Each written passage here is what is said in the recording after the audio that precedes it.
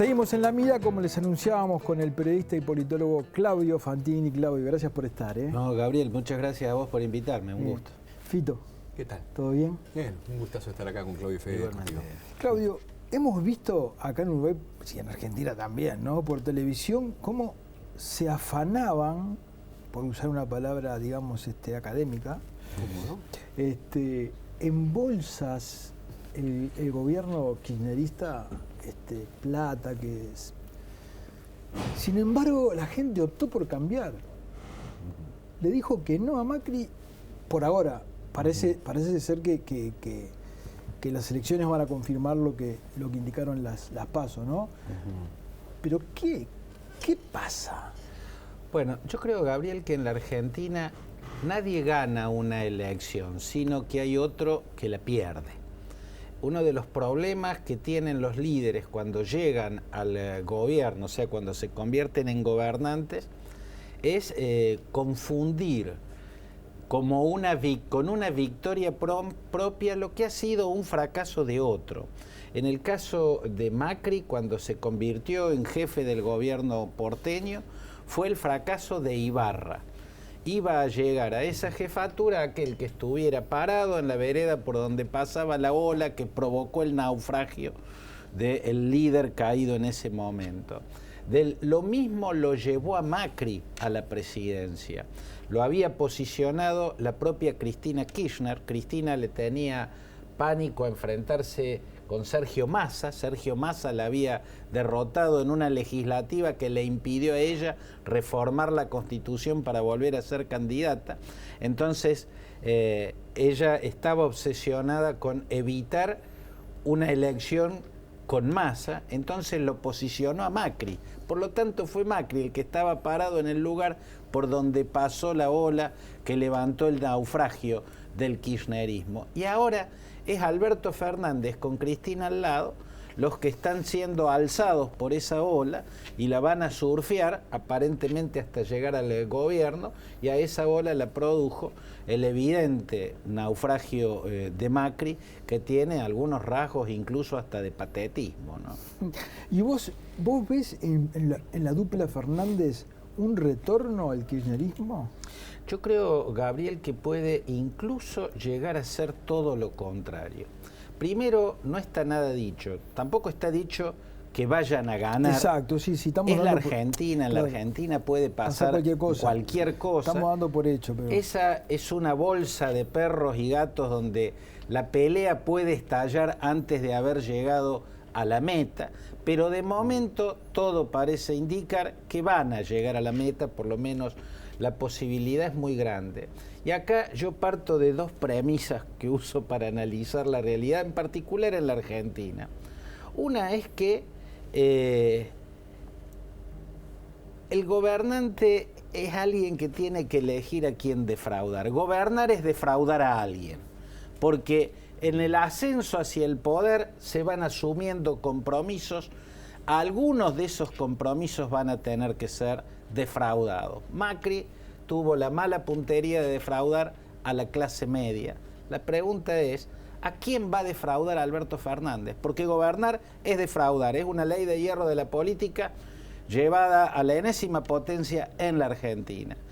Es posible que defraude precisamente a la pata kirchnerista de su coalición, porque él está prometiendo, le está haciendo escuchar a cada uno lo que cada uno quiere escuchar, y lo que le está haciendo escuchar a los empresarios, a los inversores, no es precisamente lo que les gusta escuchar a los kirchneristas. Eso te iba a preguntar, ¿qué significaría defraudar a los kirchneristas?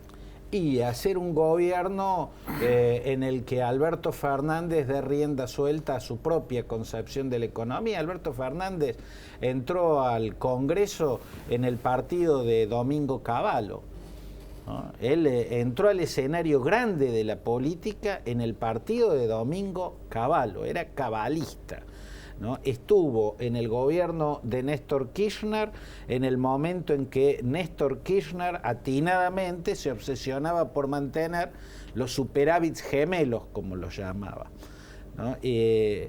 Lo planteo de este modo. En Argentina se habla del milagro portugués. para referirse, como lo hace todo el mundo, a esa salida tan exitosa que tuvo Portugal de la crisis tremenda que le había tocado a Portugal, como a Irlanda, como a Grecia, como a España, cuando fue el efecto de las subprime, de las hipotecas subprime en los Estados Unidos. Hay quienes tienden a ver que el milagro portugués estuvo en el ajuste tremendo que hizo Passos Coelho, la centro derecha. Hay quienes tienden a ver con su monóculo ideológico que no, que el milagro estuvo en la salida virtuosa del ajuste que hizo la centro izquierda con Antonio Costa como primer ministro. Entiende Alberto Fernández que lo virtuoso está en los dos pasos, porque la Argentina los vivió. O sea, no hay salida de una crisis semejante sin ajuste, pero nadie se puede quedar a vivir en el ajuste. Del ajuste hay que salir, la cuestión es cómo salir. Portugal lo hizo con una gran centro-derecha y una gran centro-izquierda, que incluso incluyó en el gobierno al Partido Comunista y al llamado bloque de la izquierda, que son neomarxistas. Y sin embargo, salieron como se debe salir, sin derrape populista. En Argentina se hizo así, fue un ajuste no virtuoso, el que hizo Duhalde con Remelenikov, con una tremenda devaluación, y luego la salida del ajuste, que fue correcta, fue virtuosa con Néstor Kirchner y Alberto Fernández y Labaña como ministro de Economía, porque cuidaron los superávit gemelos. Después vino el derrape populista, y a ese derrape populista que se dio sobre todo en los gobiernos de Cristina, Alberto Fernández lo tuvo en la vereda de enfrente y como crítico, y como muy duro crítico. Si Alberto Fernández es una continuidad de lo que ha sido en esta última década, Alberto Fernández tiene que defraudar al kirchnerismo, y si tiene éxito, vamos a ver cómo el kirchnerismo termina disolviéndose y extinguiéndose dentro de un gobierno del que formó parte. Interesante eso. ¿Y hasta qué punto el kirchnerismo está dispuesto a soportar, ¿no? El kirchnerismo que de alguna manera unge a Alberto Fernández, ¿no? ¿Hasta qué punto está dispuesto a soportar ese desvío, ¿no? Que se corte solo? Esa es otra gran pregunta, otra de las inquietantes preguntas de la Argentina por estas horas, Fito, porque la cuestión es la naturaleza de Cristina. Porque el ejército de Cristina va a hacer lo que Cristina diga que hagan. El poder de fuego de ese ejército es muy, muy fuerte, muy poderoso. Difícilmente nadie pueda no caer abatido aquel que sea el blanco de ese ejército. Cristina tiene una naturaleza política que es muy visible, un instinto político muy visible, y es de dominación. Solamente su marido podía tener un liderazgo que ella aceptara sobre el liderazgo de ella. Alberto Fernández no. Pero hay otro factor, yo lo llamo el factor Florencia. Florencia Kirchner nunca tuvo que ver directamente con la política, y todo parece indicar que de verdad está muy enferma, que de verdad sufre niveles de depresión muy agudos y muy preocupantes, y que de verdad eso puede haber afectado la naturaleza, el instinto político de Cristina. Lo natural en ella es priorizar su poder, y para ella poder es dominar, implica dominación. Pero el factor Florencia puede influir en una madre y alterar en su naturaleza ese orden de prioridades, y tal vez no haya que descartar que de verdad estemos frente a una Cristina diferente, donde su prioridad es salvarse, zafar de las cuestiones judiciales, salvar a su hija de las cuestiones judiciales, ella es la única que no tiene fueros, y permitirle a Alberto Fernández que gobierne. Pero son todas conjeturas, todo está por verse. Esto es el huevo de la serpiente, como lo planteó y lo convirtió en metáfora Ingmar Bergman en aquella película de 1977, ¿no? El huevo de la serpiente tiene como característica que se ve lo que hay adentro, porque es de un tejido muy transparente. Entonces se ve que está la serpiente adentro.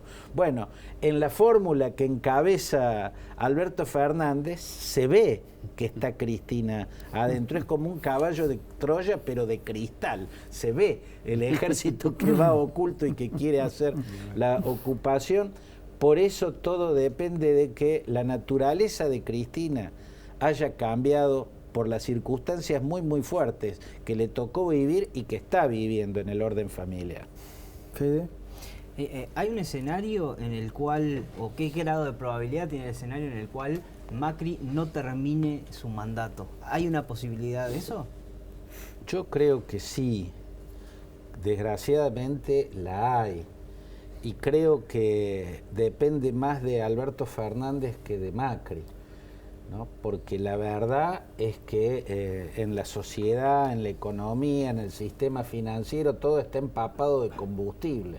El que quiera tirar un fósforo tiene garantizado el incendio, ¿no? Y con ese incendio mediante, yo no sé si Macri llega. Ya hemos visto esta historia, a Alfonsín le pasó lo mismo. La sociedad puede querer tener apego a la Constitución, pero lo pierde si la Constitución le implica que tiene que atravesar 2 meses quemándose en el Averno hasta que venga un gobierno que tenga algún poder para influir en las circunstancias. Yo creo que Alberto Fernández, no estoy en el campo de las certezas, sino de las creencias, son todas hipótesis, porque en la Argentina todo puede pasar. Pero si se quiere, cuando uno ve la vereda más kirchnerista de esa coalición, uno ve que quieren encender fósforo. Todavía tienen la caja un poco mojada, pero están tratando de encender fósforo. Aparece Grabois y propone la reforma agraria, aparece la fundadora de Justicia Legítima y propone una reforma constitucional, aparece Horacio González, uno de los cuadros intelectuales del kirchnerismo, y dice que hay que reivindicar como algo positivo a la guerrilla setentista. Yo ni siquiera considero que haya sido una guerrilla, porque una insurgencia lleva el rango de guerrilla, se ha combatido en los montes. No es lo mismo a una guerrilla, una organización armada que comete asesinatos. A eso Horacio González, uno de los intelectuales más lúcidos del kirchnerismo, propone reivindicarlo. Entonces ahí lo que uno ve es gente tratando de tirar fósforos a una sociedad empapada de combustible. Alberto Fernández no. Yo creo que desde este momento uno empieza a ver cuál puede ser la intención. Después las circunstancias dirán si lo dejan o no, pero hasta acá su intención es tratar de cambiar un poquito, por lo menos esa historia trágica, ¿no? En la que el peronismo siempre quería ver salir destrozado de aquel no peronista que haya osado estar en la Casa Rosada con ellos como oposición. Claudio, una pregunta más. Estaba recordando que cuando nació Néstor a la vida presidencial argentina, ¿no? También nació chiquito, ¿no? Sí. A ver, venía del sur de Argentina, no había una Cristina, su Cristina era Duhalde, ¿no? El que lo ungió fue Duhalde en aquel momento a Néstor Kirchner, y muy pronto aquel pequeño presidente que había sacado, corregime, 22%, Sí, algo así, 22%. se transformó en pocos años en una figura extraordinaria y un gran líder, y construyó aquel líder que nació hablando de nuevas instituciones, de institucionalizar la Argentina, de curar las instituciones argentinas, terminó transformándose en un caudillo todopoderoso. Sí. Es que las instituciones en Argentina agrandan a los líderes. Las instituciones en Uruguay parece que los achican, porque les ponen límites. No somos Estados Unidos, pero bueno, ¿no? Acá las instituciones como que frenan a la gente, y allá en Argentina parece que las instituciones potencian a líderes aunque nazcan chicos. Y Alberto Fernández nace chico por todo esto que estás diciendo. Las instituciones políticas argentinas no permitirán que crezca, que se transforme en un nuevo Néstor. Bueno, yo esa observación la convalido totalmente con una pequeña corrección. Desde mi punto de vista, la institucionalidad es prácticamente la misma en el Uruguay y en la Argentina, como en muchos de los países de la región. Lo diferente es la cultura política. Bueno. en la cultura política uruguaya hay más sintonía, más paridad entre la institucionalidad y la cultura política. En la Argentina no. La institucionalidad es alberdiana, ¿no es cierto? El intelectual que inspiró la Constitución, que es muy del modelo norteamericano, ¿no? Nacido de la obsesión de Hamilton, Madison, Jefferson y los iluministas previos, Benjamin Franklin, Thomas Paine, de contener el poder de un hombre, ¿no es cierto? De cercarlo, de crear instituciones fuertes, la Corte en Estados Unidos, el Congreso, incluso la prensa como cuarto poder, para que sea un poder acotado el que tenga el presidente. En Argentina la institucionalidad es así, es alberdiana, pero la cultura política es bolivariana. Sí. No es el pensamiento del segundo Bolívar, porque el primero fue liberal, pero el segundo, ya golpeado por los fracasos, cuando se le empezaba a desarticular por guerras civiles la gran Colombia que había creado, se volvió una suerte de emperador que quiso hegemonizar todo el poder. Yo creo que la cultura política predominante en América Latina es bolivariana, por eso produce, es monárquica en otros términos. Nuestros monarcas son los caudillos, con algunas excepciones. Costa Rica es una excepción. Acordate, Chile fue una excepción. Acordate cuando que Bolívar, citado por Alberdi, decía, porque lo que precisa nuestra América son reyes con el nombre de presidentes, decía Bolívar. Así es. Así es. Así, por eso. Pero el propio Alberdi dijo, al final de su vida, la mejor forma de gobierno en Sudamérica también hubiera sido la monarquía. Sí. Pero en síntesis, Kirchner es un producto de la cultura política argentina, no de las instituciones. A las instituciones argentinas siempre las licúa en su vigor la cultura política. La cultura política lo puede transformar. En Chile y acá en Uruguay, la institucionalidad es más fuerte porque la cultura política no es bolivariana, Claudio, es más democrática. Como sea, la Argentina, sea en las instituciones y la cultura política, puede transformar a Alberto Fernández en un nuevo Néstor. Sí.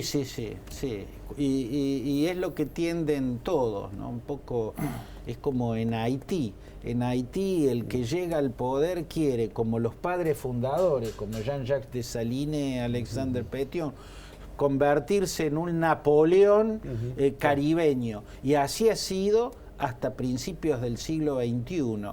Bueno, en la Argentina pasa un poco lo mismo. Incluso Macri, supuestamente el defensor de la República, de la institución, de la institucionalidad liberal. Bueno, si Macri fuese o tuviese una cultura, una formación política, que yo creo que no la tiene, más que representar el republicanismo, el antirrepublicanismo está en la vereda enfrente, claramente, no por Alberto Fernández, pero sí por Cristina Kirchner, pero no es que Macri sepa representarlo, y lo demostró desde el año pasado, cuando ya era claro que para el oficialismo la mejor chance era si él daba un paso al costado, y no lo dio. O sea, también él fue cesariano en eso, cesarista en eso de aferrarse al poder y creer que lo natural, lo lógico, lo normal es que un gobernante continúe y no que dé un paso al costado. No lo dio y ahora está al borde del precipicio.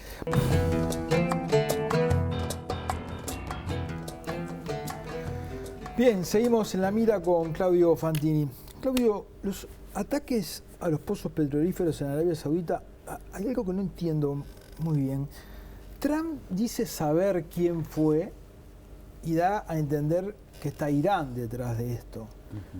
Pero dice que no quiere saber nada de guerra. Cuando en algún momento él, que había dado por tierra con todos los acercamientos que Obama había hecho con Irán, se le presenta la oportunidad de generar una tensión y sin embargo parece huirle a esa tensión. Sí. ¿No? Es que le huye a la guerra Donald Trump. No es un pacifista, el pacifismo tiene que ver con convicciones éticas, filosóficas, políticas.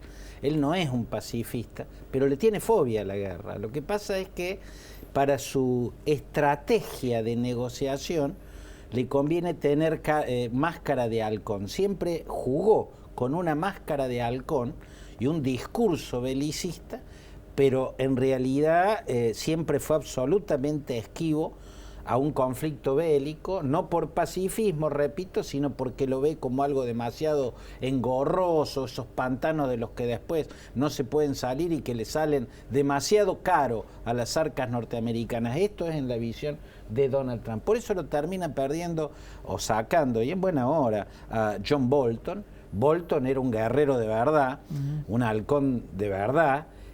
Bolton fue el ideólogo de la invasión a Irak y el ideólogo de la mentira de los arsenales de destrucción masiva que supuestamente tenía Saddam Hussein, y que el equipo de expertos que conducía el sueco Hans Blix no pudo encontrar nunca, y eso que revisó todo Irak. Eso era John Bolton, un guerrero de verdad que quería guerras de verdad, pero en la estrategia de Trump la guerra no es ni siquiera un último recurso, ¿no? Es solo una amenaza, es la guerra como amenaza eterna. John Bolton nunca entendió este juego, por eso se terminó yendo, luego de pelearse una vez más cuando Trump se negó a atacar a Irán en represalia cuando Irán derribó un dron norteamericano sobre el estrecho de Hormuz. Ahí John Bolton dijo: acá hay que atacar, tiene que haber un ataque en represalia. Trump dijo no, Trump no quiere jugar con fuego. Lo mismo está aplicando ahora para el caso de Arabia Saudita. Hay que ver si no se da una circunstancia que lo termine arrastrando. Yo creo que la medida que él toma es un término medio no muy inteligente, porque ha enviado tropas a Arabia Saudita, y las tropas en Arabia Saudita, donde la doctrina teológica dominante es el wahabismo, o sea, la doctrina de aquel teólogo que es uno de los fundadores en el siglo XVIII de la Casa Saud, de la dinastía gobernante, Muhammad bin Abd al-Wahhab, ¿no?, cuya doctrina es la más cerrada, la más intolerante, la más intransigente, y para el wahabismo que haya una presencia militar de lo que ellos consideran una potencia infiel es algo tremendamente pecaminoso, es una traición. Por eso, en 1979 se dio la ocupación de la gran mezquita de la Meca, ¿no? Y ahí empezó un tembladeral que mostraba cómo los ulemas y los jerarcas del sunismo wahabí estaban cada vez más molestos y tensos. Se rebelaron contra el rey Jalib, tomando la mezquita de la Meca. Su hermano, el sucesor, el rey Fahd, empezó a calmar al clero sunita. Clero sunita en realidad no existe, no hay clero. Clero tienen los chiitas, pero para llamar de algún modo a la dirigencia religiosa, dándole grandes cantidades de dinero. Ese dinero, se descubrió el 11S del 2001, ¿no?, iba de las arcas reales a las arcas de las fundaciones religiosas, y de ahí muchas veces seguía rumbo a organizaciones como Al-Qaeda, ¿no? Eso provoca en un país como Arabia Saudita, el más fanático y oscurantista de todos los países ultrarreligiosos, el envío de tropas. Yo creo que Trump se está equivocando con la medida que está tomando, pero claramente se ve que lo que no quiere es entrar en una guerra con Irán, que a la vez a la hora de amenazar es creíble. En esta semana también el presidente Hassan Rouhani habló en un acto que es un mensaje en sí mismo. Habló y dijo que si era atacado como represalia a Irán, por supuesto negó una vez más que ellos estuvieran atrás del ataque a Arabia Saudita, pero que si era atacado, Irán iba a responder con una guerra total y en el territorio de quienes lo ataquen.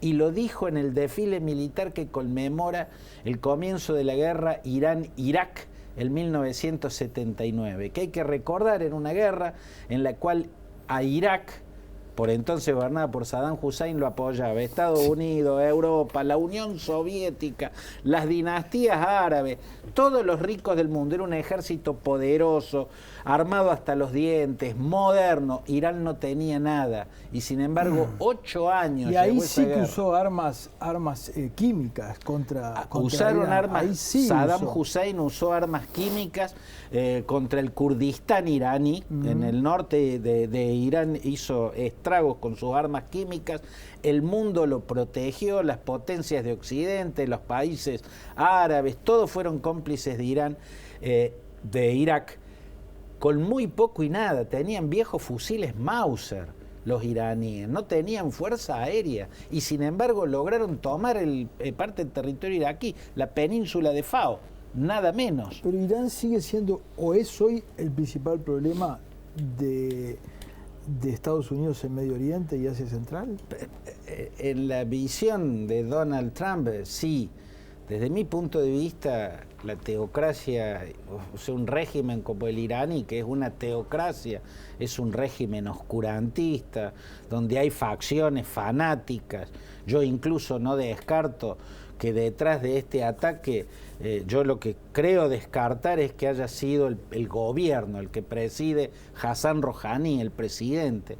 Ni el presidente ni el Majlis, que es el parlamento, a mi entender deben tener nada que ver con esto, pero hay facciones que responden directamente a Ali Khamenei, que es el ayatollah, el líder religioso, que son ultra fanáticos. La Guardia Revolucionaria, por ejemplo, es una fuerza militar tremendamente poderosa que no responde al Parlamento, al Majlis, y no responde al presidente, ¿no? Y no es la primera vez que facciones ultrafanáticas sabotean a un gobierno moderado cuando intenta negociar con Estados Unidos. Rouhani estaba intentando renegociar el acuerdo nuclear con Estados Unidos cuando se produjo este ataque. Mira, desde el vamos, en 1979, todos recuerdan la ocupación de la embajada norteamericana en Teherán. Bueno, la ocupación de la embajada norteamericana, que se extendió por 9 meses, fue un desastre, lo desangró políticamente al gobierno de Jimmy Carter,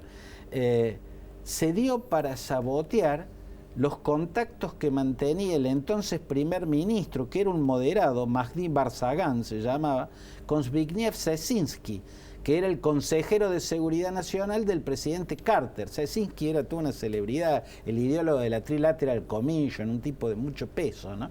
Y estaban teniendo contactos para iniciar una negociación para tener una buena relación. ¿Cómo la saboteó el ayatollah Khomeini, el líder de la revolución?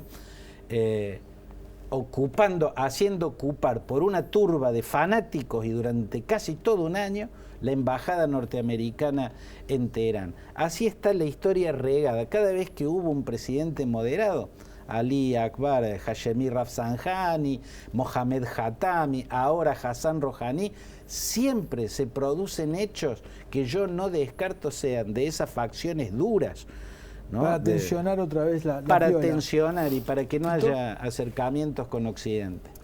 Trump ladra pero no muerde. Sería así, el razonamiento es ladra pero no muerde. En materia de guerra. En ¿no? relación a claro, en materia de guerra, en relación a Venezuela pensás lo mismo. Y yo creo que lo sí. segundo es, Trump ladra, no muerde, yo diría, si la economía va bien, porque viste que los presidentes a veces cuando la economía va mal, utilizan para ganar elecciones, ¿no? Para ganar elecciones igual apelan a la guerra. Es una y no les treta, importa, es ¿no? una treta de la demagogia, ¿no? Lo vemos muy claramente con Netanyahu, por ejemplo. Por ejemplo. ¿No? Pero en relación a Venezuela, ¿qué pensás entonces? Y yo creo que era una de las grandes diferencias con John Bolton, era la cuestión de Venezuela. Indudablemente Bolton naufragó en Venezuela, sobre todo en el último intento fallido de provocar un golpe de Estado. Él había contactado al general Padrino López, Vladimir Padrino López, que es el ministro de Defensa, habría logrado convencerlo. O sea, Padrino López estaba dispuesto a derrocar a Maduro, enviarlo en un avión a Cuba y negociar un acuerdo con Juan Guaidó y hacer una salida del régimen, pero todo eso se frustró, o se cruzó un cisne negro, o Padrino López le puso un anzuelo a Bolton, como fuese.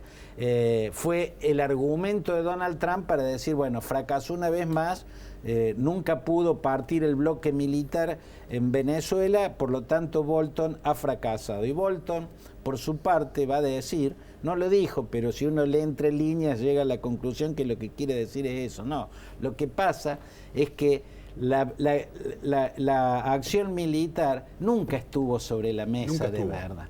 Entonces, cuando el régimen chavista, el régimen residual chavista, lo llamo yo, supo que ladraba pero no mordía, que decía que todas las opciones estaban sobre la mesa, pero la verdad es que la militar no está porque Trump no quiere saber nada con meterse en ningún conflicto, entonces el régimen se hizo fuerte, entonces el régimen se cerró a toda negociación y el bloque militar se hizo más duro, porque si no hay una amenaza real de guerra, según el razonamiento de John Bolton, no se va a romper ese régimen, ¿no? Nos quedan pocos minutos. ¿Cómo ves el fenómeno Bolsonaro? Yo a Bolsonaro lo veo en términos generales como algo incluso peor que Donald Trump. Y Donald Trump a mí me parece algo terrible para el mundo, terrible para el mundo. O sea, por mí puede hacer bien todo lo demás, pero el solo hecho de haber sacado a los Estados Unidos del Acuerdo de París muestra un nivel de criminalidad no conocido en la historia. En estos días hubo un hecho increíblemente revelador, que fue el enfrentamiento de Trump con una niña, esta niña sueca, Greta, ¿no? Ella reflejó la realidad del peligro en el que está el mundo, y los líderes del mundo, empezando por Trump, que es un negacionista del calentamiento global, lo ignoran, ¿no? En el caso de Bolsonaro es lo mismo. Su concepción sobre la soberanía brasileña con el Amazonas, una soberanía pre-Westfalia, pre-tratado de Westfalia, o sea, hasta tal punto, una deformación de la soberanía nacida, el concepto nacido en el Tratado de Westfalia, hasta tal punto que considera que el pulmón del mundo, si tiene un tumor, es un problema del pulmón y no del mundo, cuando la realidad obviamente es diferente. Para mí Bolsonaro, a veces hasta me da duda de que pueda llegar al final de su mandato. Lo único sólido que hay en el gobierno de Bolsonaro es el Ministerio de Hacienda, ¿no? Hay un rumbo económico, pero Bolsonaro es un personaje impresentable que representa ideas horribles, y que con Sergio Moro al lado le recuerda al mundo incluso que su llegada al poder tiene una página muy turbia, ¿no? Sergio Moro aceptó ser superministro del hombre al que Sergio Moro le permitió llegar al gobierno. ¿Cómo? Sacándole del medio a Lula. Y esto de ahora, esto de Temer y esa declaración acerca de que hubo un golpe para sacar a Dilma. Bueno, yo creo que hay una sobreactuación de Temer. ¿Sí? Yo no lo llamaría golpe. Yo creo que siempre lo llamé un estropicio institucional.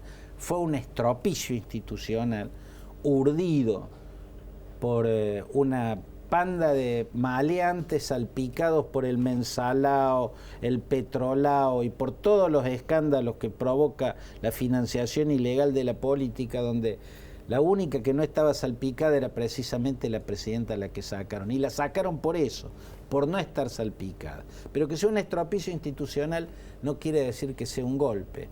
¿Por qué llega semejante sobreactuación? Que a esta altura es patética. Sí, señor, usted se cayó cuando ese golpe de Estado lo beneficiaba usted, porque entonces si usted fue el beneficiario, usted fue cómplice de ese golpe de Estado, y ahora dice que es un golpe de Estado. Bueno, Gabriel, yo creo que es una señal de que el gobierno de Bolsonaro deja muchas dudas, ¿no? Es tan negligente, es tan impresentable, que el jefe de la diplomacia, que se supone el que maneja el área que tiene que ser más diplomática, se haya zambullido como se zambulló tan torpemente en una abierta injerencia en los asuntos internos de un país vecino, en la Argentina, a raíz de la cuestión electoral argentina, con opiniones. Yo puedo coincidir en una de esas con sus apreciaciones respecto al kirchnerismo, pero que lo diga un presidente de un país vecino, que lo diga su canciller, Además, es verdaderamente insólito y es con impresentable. el profesionalismo que siempre se ha manejado Itamaraty, ¿no? Totalmente. Es increíble que en Itamaraty esté pasando esto. el ministro sea un hombre como Ernesto Araujo. Es increíble que el gurú sea un tipo como Carvalho, es increíble, y es increíble que el presidente sea un hombre como Bolsonaro, al que yo siempre definí por su incontinencia barbárica. Es un hombre que siempre manifestó incontinencia barbárica, dijo cosas crueles, cosas horribles, cosas oscuras, y que alguien con esos rasgos esté al frente de un país, de semejante país para colmo, es verdaderamente un hecho preocupante. Claudio, muchísimas gracias. Un placer, como siempre. Gracias a vos por la invitación, Gabriel. Por favor, gracias, muchachos. Gracias a ustedes por haber estado ahí. Los esperamos la semana próxima. Que pasen bien.